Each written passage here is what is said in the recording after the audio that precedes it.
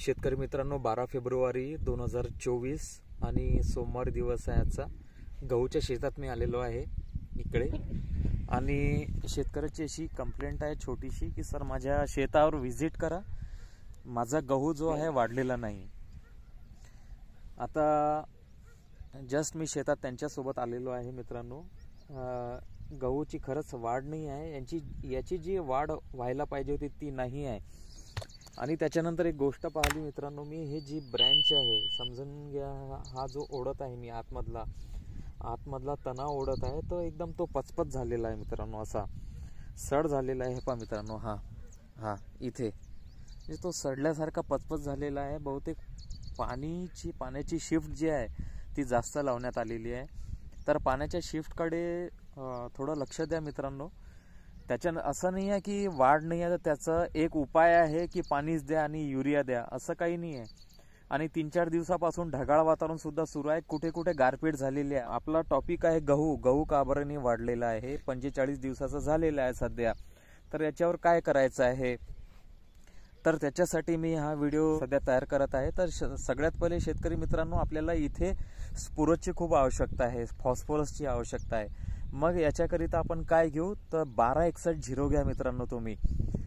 1261 ज्याच्यात युरिया हा अत्यंत कमी प्रमाणात आहे, 12% आणि मेन जो आपल्याला पाहिजे फॉस्फरस आहे मित्रांनो। ज्याप्रमाणे आपल्याला शरीरासाठी पाठीचा जो कणा आहे, त्या पाठीचा कणा आपला कशामुळे ताठ आहे म्हणजे मजबूत आहे, तो म्हणजे फॉस्फरसमुळे। आपल्या शरीरात जर फॉस्फरस नाही आहे तर हे जे हाड आहे मित्रांनो हे कमजोर होऊन जाईल। त्याचप्रमाणे ब्रँचिंग पिकांमध्ये जर फॉस्फरसची कमतरता असेल तर ब्रँचिंगची वाढ होणार नाही। ब्रँचिंग म्हणजे शाखीय वाढ।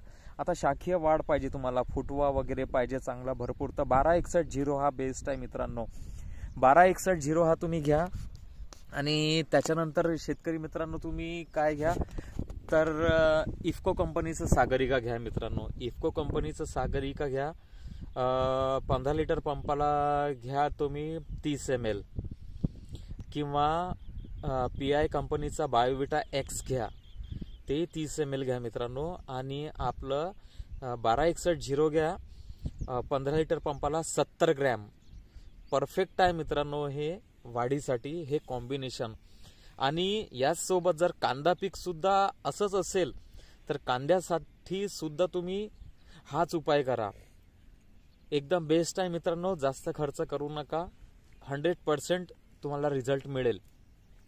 शेतकरी मित्रांनो, असा होता हा माझा आजचा व्हिडिओ, आणि आवडल्यास नक्की माझ्या चॅनलला सबस्क्राईब करा, लाईक करा, शेअर करा। काही प्रश्न असतील तर नक्की विचारा, कमेंट बॉक्समध्ये मेसेज करा आणि त्याचे उत्तर देण्याची मी प्रयत्न करेल।